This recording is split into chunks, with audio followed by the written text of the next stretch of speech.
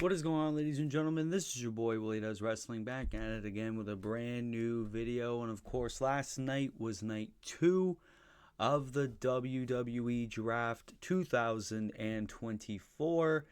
And I gotta say, yeah, this draft was a lot better. If you saw my last video, I kind of criticized night 1 because not a lot of people changed brands and it was kind of underwhelming. I believe WWE made up for it in night 2. So essentially this is going to be the same as the last video. I'm going to do a recap of all the picks, give my thoughts in between, and yeah, that'll basically be it. So if you're new here, be sure to like, subscribe, do all of that. But let's get right into the video. I'm going to do all the rounds. I'm going to recap and give my thoughts. So for round 1, the first Raw pick was Imperium, which is Gunther and Ludwig Kaiser. Of course, not Giovanni Vinci, because Giovanni Vinci was kicked out of Imperium last week. So Raw only drafted Ludwig and Gunther. And I think that's great that Gunther's staying on Monday Night Raw, especially for reasons that I will state later. Jade Cargill is going to SmackDown. She's the first SmackDown pick, which means Bianca and Jade will stay together.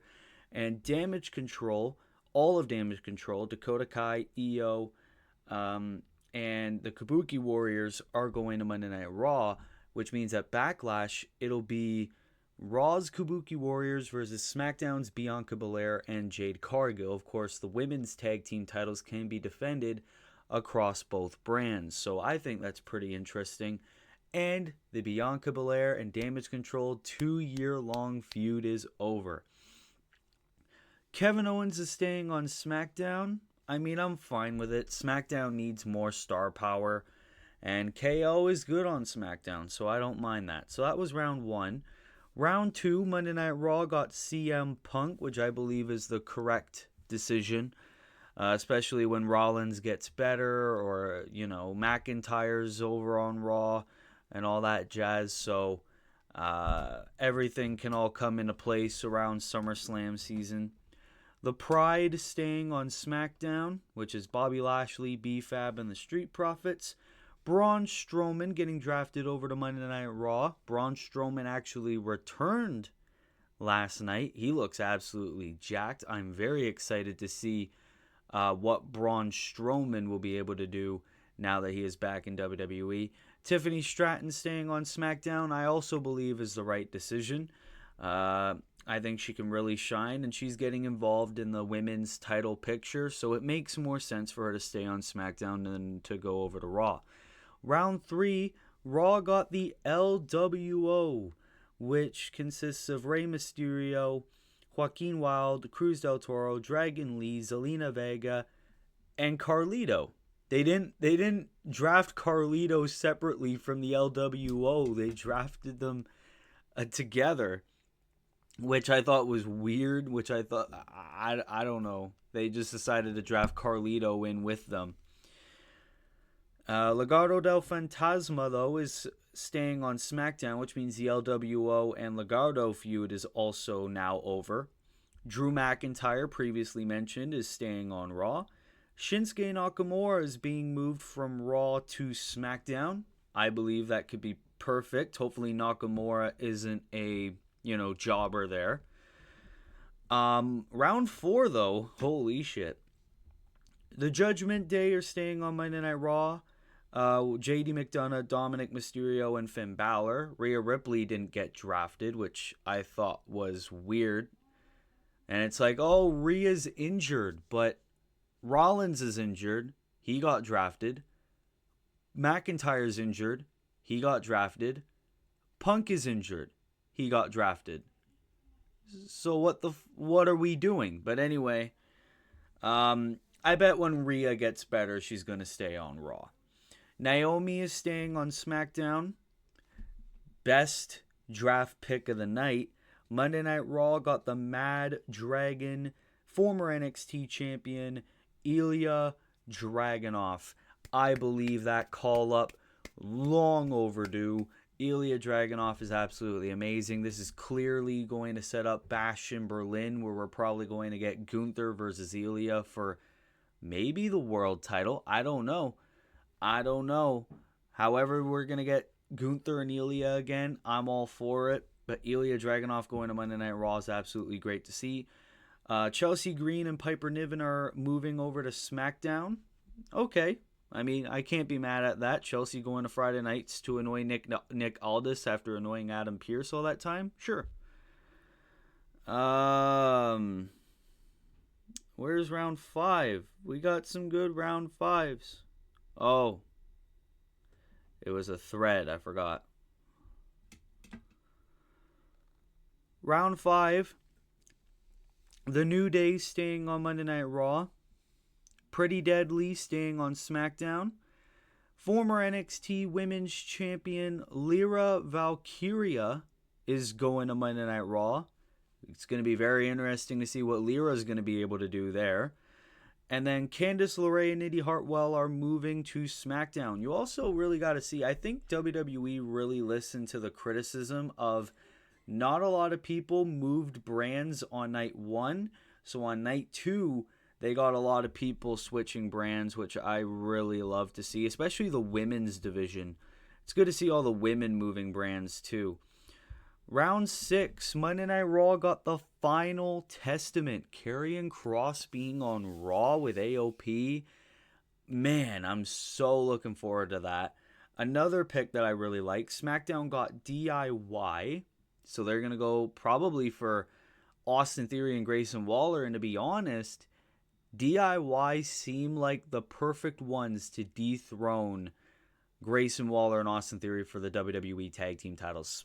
Like, fight me on that. I don't care what anybody says. DIY need to be Tag Team Champions by the end of the year, especially if they're going to probably split them up soon. Big Bronson Reed is staying on Raw. And the final pick of the TV and NXT call-up, SmackDown got Blair Davenport, which I thought was very, very sick.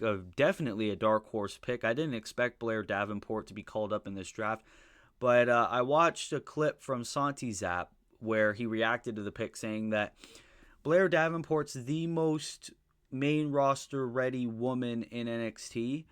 And while I do like the pick of Lyra Valkyria, I do have to agree Blair Davenport seems to be the perfect fit for the main roster, and hopefully, the ultimate NXT curse doesn't pop up for Miss Blair Davenport because she is talented. I mean, we saw how good the main roster treated Tiffany Stratton, so I'll remain optimistic on how they'll treat Blair Davenport. Then with the Raw talk, like, you know, not on TV picks, Diamond Mine are drafted to Raw. Giovanni Vinci is going to SmackDown, which means Giovanni Vinci will not be feuding with Imperium. Giovanni is going to be completely on his own, probably getting back to that like model-esque gimmick, like the charming guy gimmick he had on NXT when he was on his own. So, okay, Giovanni Vinci going to SmackDown. New Catch Republic are moving to Monday Night Raw. I like that. Tegan Nox is moving over to SmackDown. Odyssey Jones has been drafted once again to Monday Night Raw. Do you remember last year when Odyssey Jones was drafted to Raw and he did nothing? And I mean nothing. Let's hope that if Odyssey Jones can appear on TV once, it'll be an upgrade. Because, man, Apollo Crews is going over to SmackDown. Again, another guy, never on TV, and it's a shame because Apollo Crews is hella talented. What are we doing?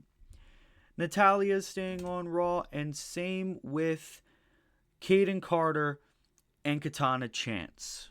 Okay, so yeah, the night 2 of the WWE draft seemed to have been a lot better, and I am not at all complaining about it. I really like the NXT call-ups on this night.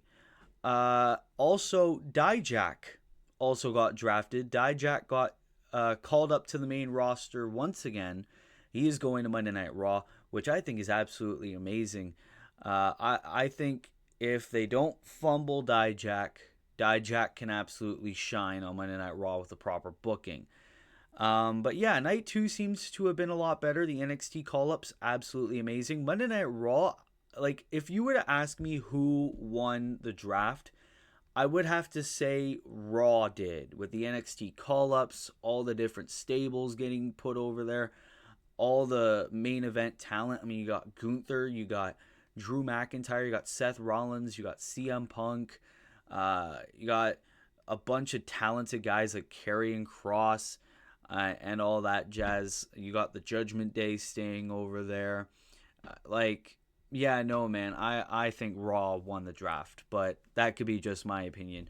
So, ladies and gentlemen, this is going to be it for me. What are your thoughts on night two of the WWE draft? What are your thoughts on the draft in general? Leave your thoughts down in the comments below. Ladies and gentlemen, we have officially gotten accepted into the YouTube partner program. We're not exactly at the watch hours yet for complete monetization, but if you watch the live streams, you will be able to send super chats and donations. I think that's an absolute win. It's a step up to where we were before. Let's get to the 4,000 watch hours to get complete channel monetization. But thank you guys so much for making this dream a reality. Thank you guys so much. We will be live tomorrow night for AEW Dynamite watch along. So be on the lookout for that. We'll have a couple of fellas. We'll be able to have a lot of fun over there. And ladies and gentlemen, this has been it for me. This has been your boy Willie Does Wrestling. I will see you in the next video. Be good people and peace. Later.